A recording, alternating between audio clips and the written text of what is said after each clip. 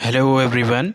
पिछले चैप्टर में हमने देखा था उत्तराखंड प्रमुख नगर पर्यटन और धार्मिक स्थल में 538 प्रश्न देखे थे। उसमें आज हम नया चैप्टर स्टार्ट करेंगे, उत्तराखंड विज्ञान प्रौद्योगिकी एवं पर्यावरण। तो चलिए स्टार्ट करते हैं। पहला प्रश्न, उत्तराखंड राज्य विज्ञान प्रौद्योगिकी परिषद की स्थापना कब की गई थी? तो बताइए कब की गई थी? 21 फरवरी 2005 को की गई थी। अगला प्रश्न, उत्तराखंड राज्य विज्ञान एवं प्रौद्योगिकी परिषद निम्नलिखित कार्यों में से किन कार्यों का संपादन नहीं करता है? तो बताइए। वैज्ञानिक वातावरण का निर्माण, तो ये इसका सही उत्तर हो जाएगा।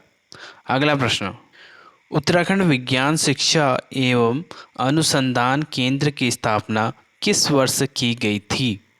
तो बताइए। वर्ष 2006 में की गई थी उत्तराखंड विज्ञान शिक्षा एवं अनुसंधान केंद्र की स्थापना। अगला प्रश्न, उत्तराखंड विज्ञान शिक्षा एवं अनुसंधान केंद्र किन कार्यों को करता है? तो ये किन कार्यों को करता है देखते हैं। शैक्षणिक संस्थानों व अनुसंधान केंद्रों में विचार का आदान प्रदान, विचारों का समन्वय, वैज्ञानिक वातावरण का निर्माण। तो उपरोक्त सभी ये कार्यों को करता है। कौन? उत्तराखंड विज्ञान शिक्षा एवं अनुसंधान केंद्र।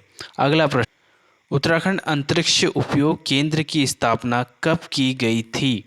तो बताइए। उत्तराखंड अंतरिक्ष उपयोग की केंद्र की स्थापना ये की गई थी 21 सितंबर 2005। अगला प्रश्न, उत्तराखंड अंतरिक्ष उपयोग केंद्र किन क्षेत्रों के विकास में योगदान प्रदान करता है? तो ये योगदान प्रदान करता है सुदूर संवेदन, प्राकृतिक संसाधनों का प्रबंधन, आपदा प्रबंधन, उपरोक्त सभी। ऑप्शन डी इसका सही उत्तर हो जाएगा। अगला प्रश्न, इस रूटेल का विस्तृत रूप क्या है? तो रूटेल का विस्तृत रूप हो जाएगा रूरल टेक्नोलॉजी एक्शन ग्रुप।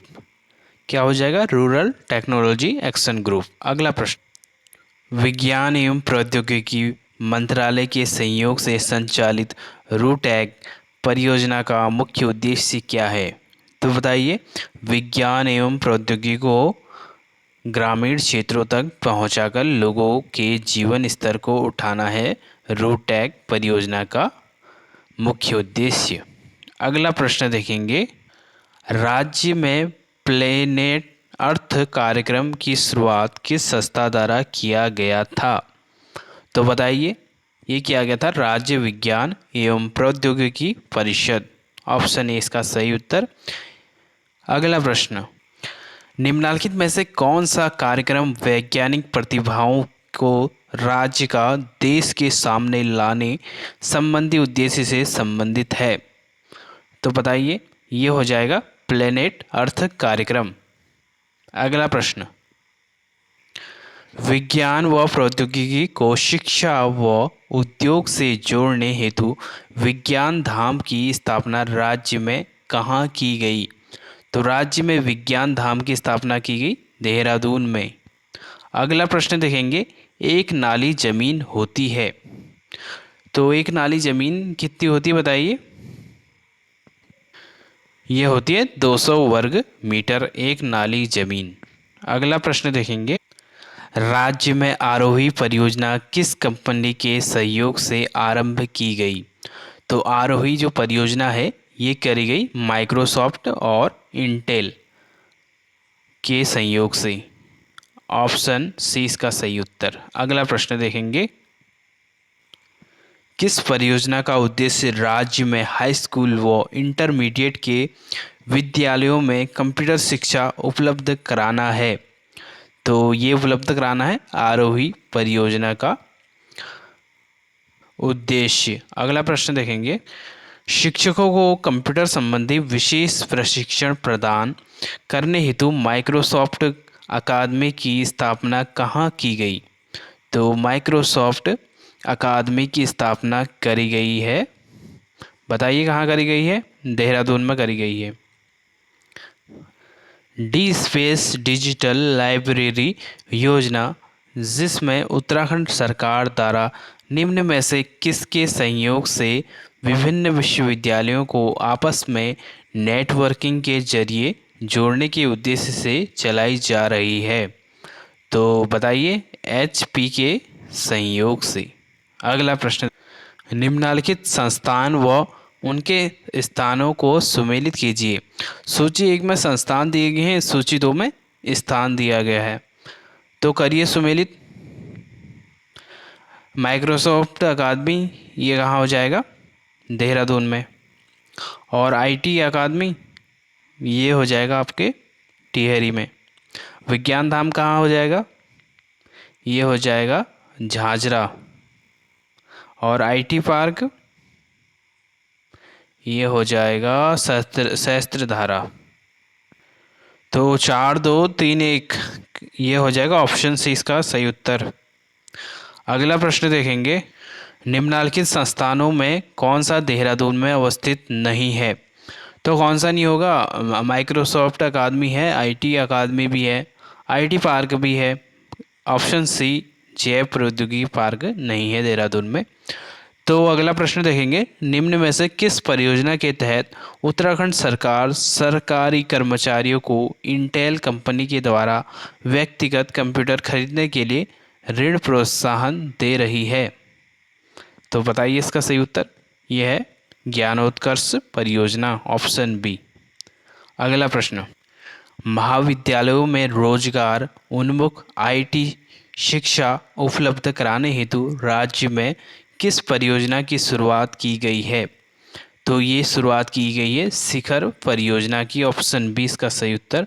अगला प्रश्न, निम्नलिखित कथनों में कौन सा कथन शिखर परियोजना के संदर्भ में असत्य है? तो बताइए कौन सा असत्य हो जाएगा? महाविद्यालयों में रोजगार परक IT शिक्षा उपलब्ध कराना, ये तो सही है। और महाविद्यालयों में कंप्यूटर लैब तैयार करना, ये भी सही है शिखर परियोजना का। और देहरादून में, यह जो ऑप्शन सी हो जाएगा, देहरादून में माइक्रोसॉफ्ट अकादमी की स्थापना, ये गलत है। बाकी टिहरी के नरेंद्र नगर में IT अकादमी की स्थापना, ये भी सही है। तो गलत कौन सा हो जाएगा? Option C. अगला प्रश्न, सिस्को परियोजना का संचालन राज्य के किन शैक्षिक संस्थानों में हो रहा है? सिस्को परियोजना, ये हो रहा है तकनीकी विद्यालय, ऑप्शन सी इसका सही उत्तर। अगला प्रश्न, राज्य में IT की नवीनतम तकनीकों को एक ही स्थान पर उपलब्ध कराने हेतु स्थापित केंद्र का नाम है? क्या नाम है बताइए? ये नाम है हर्मिटेज भवन, ऑप्शन बी। अगला प्रश्न, ITBT पार्क की स्थापना की गई है? तो ITBT पार्क पंतनगर में स्थापना की गई है इसकी। अगला प्रश्न देखें, राज्य में HP के संयोग से संचालित डी स्पेस डिजिटल लाइब्रेरी योजना का मुख्य उद्देश्य है? तो मुख्य उद्देश्य क्या हो जाएगा? विभिन्न विश्वविद्यालय को आपस में नेटवर्किंग जरिए से जोड़ना, ऑप्शन ए इसका सही उत्तर। अगला प्रश्न, उत्तराखंड राज्य ने भू अभिलेखों की जानकारी के लिए निम्न में से किस सॉफ्टवेयर को तैयार किया है? तो भू अभिलेखों की जानकारी के लिए ये सॉफ्टवेयर तैयार किया गया है देवभूमि सॉफ्टवेयर। अगला प्रश्न, उत्तराखंड राज्य में E-गवर्नेंस से संबंधित निम्न में से क्या सही नहीं है? तो देखते हैं क्या सही नहीं है इसमें। राज्य सरकार ने 2021 को E-गवर्नेंस वर्ष घोषित किया है, ये सही है। स्वान परियोजना के लिए राज्य सरकार ने MTNL, ये गलत हो जाएगा, ऑप्शन बी। बाकी प्रदेश में state data centre, state portal व स्टेट सर्विसेज डिलीवरी गेटवे की स्थापना की, ये भी सही है। राज्य में नागरिकों को सिंगल विंडो के माध्यम से सेवा, ये भी सही है। तो ऑप्शन बी इसका गलत उत्तर हो जाएगा। अगला प्रश्न, केंद्र प्रायोजित E-डिस्ट्रिक्ट परियोजना जो पौड़ी जिले में पायलट परियोजना के रूप में लागू की गई थी, तो ये लागू की गई थी 2009 में। अगला, उत्तराखंड राज्य में तहसीलों से आय, निवास, जाति आदि प्रमाण पत्र के लिए जनाधार ई सेवा लागू की गई, जिसका पूरा नाम है। तो इसका पूरा नाम क्या है? पंडित दीनदयाल उपाध्याय जनाधार ई सेवा। ऑप्शन ए इसका सही उत्तर। अगला प्रश्न, उत्तराखंड राज्य सरकार द्वारा प्रत्येक जिले के एक ग्राम में एक आयुष ग्राम की स्थापना के उद्देश्य से प्रथम आयुष ग्राम स्थापित किया जा रहा है। तो ये कहाँ किया जा रहा है? भवाली नैनीताल में किया जा रहा है। पतंजलि फूड एवं हर्बल पार्क के संदर्भ में क्या गलत है? तो देखते हैं क्या गलत है। इसकी स्थापना 25 फरवरी 2009 को की गई थी। यह हरिद्वार के पदार्था गांव में स्थित है। यह विश्व का सबसे बड़ा फूड पार्क है। यह 2000 टन से अधिक प्रतिदिन सब्जी व जूस। तो ऑप्शन जो डी है ये गलत हो जाएगा। बाकी ए, बी और सी सही हैं। अगला प्रश्न, केंद्र सरकार ने देश के 11 शहरों को सोलर सिटी के रूप में विकसित करने का निर्णय लिया है, जिसमें उत्तराखंड का काशीपुर शहर शामिल है। तो ऑप्शन सी इसका सही उत्तर हो जाएगा। पतंजलि फूड एवं हर्बल पार्क के संदर्भ में क्या गलत है? तो देखते हैं। इसकी स्थापना 25 फरवरी 2009 को की गई, ये बिल्कुल सही है। यह हरिद्वार के पदार्थ गांव में स्थित है, ये भी सही है। यह विश्व का सबसे बड़ा फूड पार्क है, ये भी सही है। बाकी यह 2000 टन से अधिक प्रतिदिन ये सब्जी जूस तैयार नहीं करता है। ऑप्शन डी इसका गलत उत्तर हो जाएगा। बाकी ए, बी और सी सही हैं। अगला प्रश्न, केंद्र सरकार ने देश के 11 शहरों को सोलर सिटी के रूप में विकसित करने का निर्णय लिया है, जिसमें उत्तराखंड का शहर शामिल है। तो सोलर सिटी के रूप में विकसित करने का निर्णय लिया है, इसमें कौन सा शहर शामिल है उत्तराखंड का? बताइए। यह है देहरादून शहर। अगला प्रश्न, निम्नलिखित में से क्या गलत है? तो देखते हैं। उत्तराखंड में गैस पाइपलाइन के लिए केंद्र सरकार ने आमला उत्तर प्रदेश से काशीपुर तक के लिए अपनी मंजूरी दी है। सही है ये।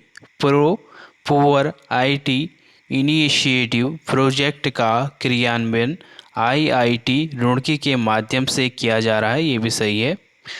पर्यावरण सुरक्षा के लिए राज्य सरकार द्वारा पीताम्बर दत्त पंत राष्ट्रीय पर्यावरण फेलोशिप प्रदान किया जाता है, ये भी सही है। गणरत्न सम्मान, हिमालयन इन्वायरमेंट अवार्ड तथा सीआई ग्रीन अवार्ड पर्वत, ये जो ऑप्शन डी है ये गलत हो जाएगा। बाकी इसका जो गलत हो जाएगा ऑप्शन डी हो जाएगा। और सही कौन से हैं? ए, बी और सी। अगला प्रश्न, उत्तराखंड राज्य में क्षेत्रीय समस्याओं के प्रति जागरूकता बढ़ाने के लिए राज्य के विद्यालयों में का गठन किया गया है। तो किसका गठन किया गया है?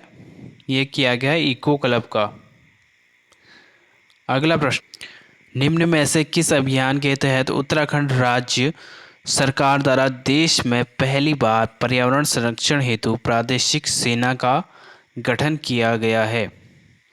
तो ये गठन किया गया है हरित उत्तराखंड अभियान का। ऑप्शन ए इसका सही उत्तर। अगला प्रश्न, शीतोष्ण फलों के उत्पादन को बढ़ावा देने तथा आधारभूत सुविधा की स्थापना के लिए राज्य सरकार ने निम्न में से कहाँ सेंटर फॉर एक्सीलेंस की स्थापना की है? औद्योगिक एवं वानिकी विश्वविद्यालय भरासर, पौड़ी गढ़वाल में। तो ऑप्शन ए ही इसका सही उत्तर हो जाएगा। अगला प्रश्न, उत्तराखंड सरकार द्वारा कूड़े कचरे के निस्तारण से संबंधित पर्यावरण मित्र योजना 2006 को हरक सिंह रावत की पहल पर सर्वप्रथम कहाँ लागू की गई थी? तो ये लागू की गई थी श्रीनगर में। अगला प्रश्न, उत्तराखंड राज्य में 21 सितंबर 2009 से किस नगर पालिका परिषद द्वारा वाहनों से इको टैक्स लिया जा रहा है? तो ये इको टैक्स लिया जा रहा है मसूरी नगर पालिका परिषद। Option A. अगला प्रश्न देखेंगे, माइक्रो मीटरियोलॉजिकल टावर वानिकी एवं पर्यावरण शोध हेतु स्थापित किया गया है? तो वन अनुसंधान संस्थान देहरादून में किया गया है माइक्रो मीटरियोलॉजिकल टावर वानिकी एवं पर्यावरण शोध हेतु। गंगा नदी को स्वच्छ बनाने के संदर्भ में कौन सा कथन सही है? तो बताइए कौन सा कथन सही हो जाएगा। गंगा एक्शन प्लान 1985 में, राष्ट्रीय नदी का दर्जा 4 नवंबर 2008 को, राष्ट्रीय गंगा नदी बेसिन प्राधिकरण 2008 को। ये तीनों के तीनों सही हैं, तो ऑप्शन डी इसका सही उत्तर। अगला प्रश्न, राष्ट्रीय गंगा नदी बेसिन प्राधिकरण की स्थापना सन 2008 में किसकी अध्यक्षता में किया गया? तो ये किया गया प्रधानमंत्री की अध्यक्षता में राष्ट्रीय गंगा नदी बेसिन प्राधिकरण की स्थापना। अगला प्रश्न, 2020 तक गंगा नदी को पूर्ण रूप से स्वच्छ बनाने के लिए गंगा एक्शन प्लान के स्थान पर 15,000 करोड़ रुपए की स्वच्छ गंगा मिशन की शुरुआत कब हुई थी? तो ये हुई थी अक्टूबर 2009 को। क्या? स्वच्छ गंगा मिशन की शुरुआत। अगला प्रश्न, गंगा तथा उसकी सहायक सभी नदियों की स्वच्छता के प्रति युवाओं में जागरूकता उत्पन्न करने के लिए स्पर्श गंगा अभियान 2009 कहाँ से प्रारंभ किया गया? तो कहाँ से प्रारंभ किया गया, जल्दी बताइए। ये किया गया मुनि की रेती से। अगला प्रश्न, गंगा नदी की स्वच्छता हेतु नमामि गंगे अभियान की शुरुआत 7 जुलाई 2016 को हुई थी। निम्न में से कौन सा राज्य इसके अंतर्गत नहीं आता है? तो बताइए कौन सा राज्य नहीं आता है। ये नहीं आता है, पंजाब नहीं आता है इसमें। अगला प्रश्न, नमामि गंगे अभियान के अंतर्गत उत्तराखंड राज्य की कौन सी नदी शामिल नहीं की गई है? तो कौन सी नदी शामिल नहीं की गई है? शारदा नदी नहीं की गई है शामिल। अगला प्रश्न, नमामि गंगा अभियान के तहत 8 जैव विविधता संरक्षण केंद्रों की स्थापना का प्रावधान है, जिसमें उत्तराखंड में कितने केंद्र स्थापित होंगे? तो बताइए। तो 2 केंद्र स्थापित होंगे उत्तराखंड में।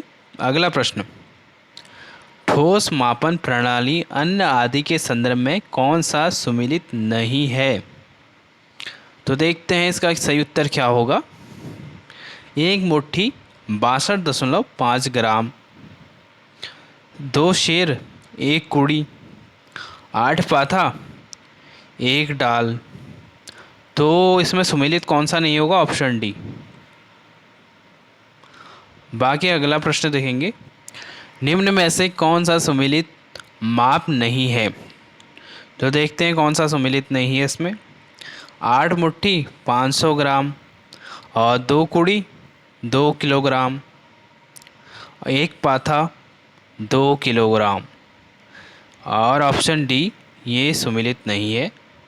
बाकी अगला, निम्न में से कौन सा ठोस माप प्रणाली का मान अधिक है?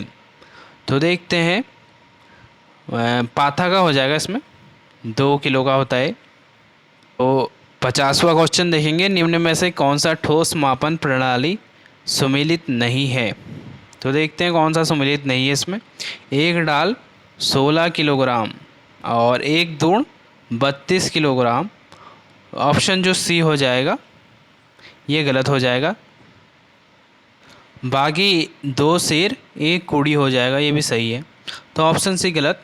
अगला देखते हैं, निम्न में से सबसे छोटा ठोस माप प्रणाली कौन सा है?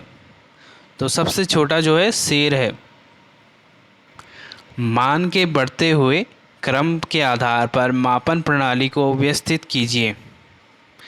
तो देखते हैं, शेर हो गया, फिर कुड़ी, फिर पाथा आ जाएगा, फिर दूना आ जाएगा। ऑप्शन बी इसका सही उत्तर।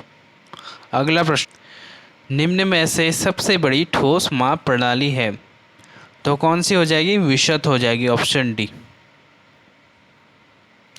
1 विशत कितने किलोग्राम के बराबर होता है? तो ये होता है 22 किलोग्राम बराबर होता है 1 विशत। ऑप्शन डी इसका सही उत्तर। निम्न में कौन सा सुमिलित नहीं है? तो देखते हैं। 20 कोड़ी एक विशत हो गया, 20 पाथे एक माड़ हो गया, और 20 दूण एक खार हो गया। तो ऑप्शन डी एक खार बराबर 5 पाथा नहीं होगा। निम्न मापन प्रणाली को उनके मान के घटते क्रम में लगाइए। तो घटते क्रम में लगाना है आपको। तो देखेंगे खार, फिर हो जाएगा मण, और फिर हो जाएगा विशत, फिर कुड़ी। तो सही उत्तर हो जाएगा ऑप्शन बी। अगला प्रश्न देखेंगे। ठोस धातु माप प्रणाली के संदर्भ में कौन सा विकल्प सुमेलित नहीं है? तो देखते हैं कौन सा सुमेलित नहीं है। 8 रत्ती एक मासा, तो ये तो सही है। 2 मासा एक तोला, ये गलत हो जाएगा ऑप्शन बी। बाकी 5 तोला एक पल और 20 पल एक टका। अगला प्रश्न।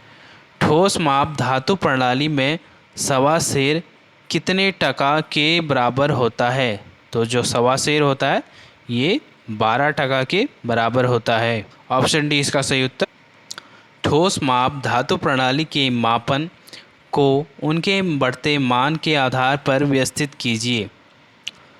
तो देखते हैं। ए रत्ती हो जाएगा, और माशा हो जाएगा, फिर तोला, फिर पल। ऑप्शन ए इसका सही उत्तर। बढ़ते मान के आधार पर ये हो जाएगा इसका सही उत्तर, रत्ती, माशा, तोला, पाल। अगला प्रश्न। ठोस धातु मापन प्रणाली के में निम्न में से किसका मान सर्वाधिक है? तो ये है टका का, ऑप्शन सी। अगला प्रश्न। द्रव मापन प्रणाली के संदर्भ में कौन सा विकल्प सुमेलित नहीं है? ये हो जाएगा एक तामी 250 ग्राम, एक सेर 500 ग्राम, 2 सेर एक कुड़ी। तो एक कुड़ी, ये ऑप्शन डी गलत हो जाएगा। लंबाई, भूमि आदि मापन प्रणाली में एक नाली जमीन में कितनी मुट्ठी जमीन होगी? तो एक नाली में कितनी मुट्ठी ज़मीन होगी? 16 मुट्ठी होगी। अब यही स्क्वायर फीट में कितना होगा वो बताइए। 1 बीघा ज़मीन में कितनी नाली ज़मीन होगी? तो 1 बीघा में कितनी होगी? 2.5 नाली ज़मीन हो जाएगी। निम्न में से कौन सुमेलित नहीं है? तो देखते हैं कौन सा सुमेलित नहीं होगा। शिल्क पार्क, ऑप्शन ए ही सुमेलित नहीं है। कहाँ है शिल्क पार्क बताइए आप। बागी park of the great arc Dehradun में है। हर्बल गार्डन मुनि की रेती, पतंजलि फूड हर्बल पार्क, ये हरिद्वार हो गया। अगला प्रश्न। निम्न में से कौन सा सुमेलित नहीं है? तो देखते हैं। IT academy Narendra Nagar. IT park अभी देखा था हमने, कहाँ है बताइए। ये गलत हो जाएगा, ऑप्शन बी। बीटी पार्क ये पंत नगर, और सॉफ्टवेयर टेक्नोलॉजी पार्क ये देहरादून। तो सुमेलित कौन सा नहीं हो जाएगा? Option B.